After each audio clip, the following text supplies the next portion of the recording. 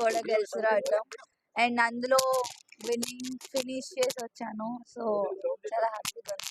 సెంచరీతో రికార్డ్ కూడా క్రియేట్ చేశారు. ఎట్లా అనిపించింది ఆ సెంచరీ చాలా బాగుండే, ఎందుకంటే మా నాన్న కూడా అక్కడ ఉండే, అది కొట్టినప్పుడు ఇంకా స్పెషల్ ఉండే నాకు ఆ మూమెంట్.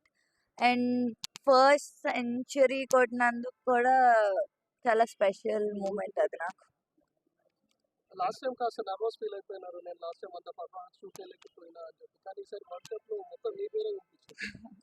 సో లాస్ట్ టైం అంత ఆపర్చునిటీస్ రాలేదు, వచ్చినప్పుడు కూడా ఆడాను కానీ లాస్ట్ 3 runs ఉన్నప్పుడు అవుట్ అయ్యాను ఫైనల్స్ లో.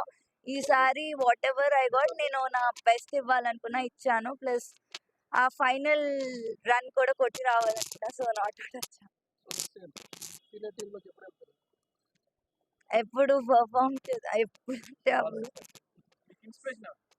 మితాలీది ఆఫ్ కోర్స్, బికాజ్ ఆమెను చూస్తూ పెరిగాము. సో యా, ఎప్పుడు ఆమె ఉంటుంది. సో త్రిష గురించి ఈరోజు ఎంత మాట్లాడుతున్నారు, మీ ఫాదర్ కూడా అంతే ఫేమ్ అవుతున్నారు. మీ ఫాదర్ గురించి నేను క్రికెట్ స్టార్ట్ చేసింది నాన్న వల్ల, అమ్మ నాన్న వల్ల. వాళ్ళు లేకపోతే నేను ఇక్కడ ఉండేదాన్ని కాదు.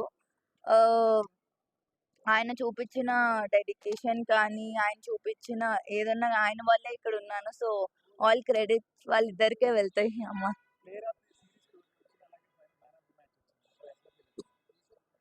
చాలా హ్యాపీగా ఉన్నానండి, బికాస్ లైక్ నేను ముందు చెప్పినట్టు లాస్ట్ టైం అంతా అంటే ఆపర్చునిటీస్ రాలేదు. ఈసారి వచ్చినప్పుడు చాలా నా బెస్ట్ ఇచ్చి ప్లేయర్ ఆఫ్ ద టోర్నమెంట్ అవ్వటం ఇంకా స్పెషల్గా.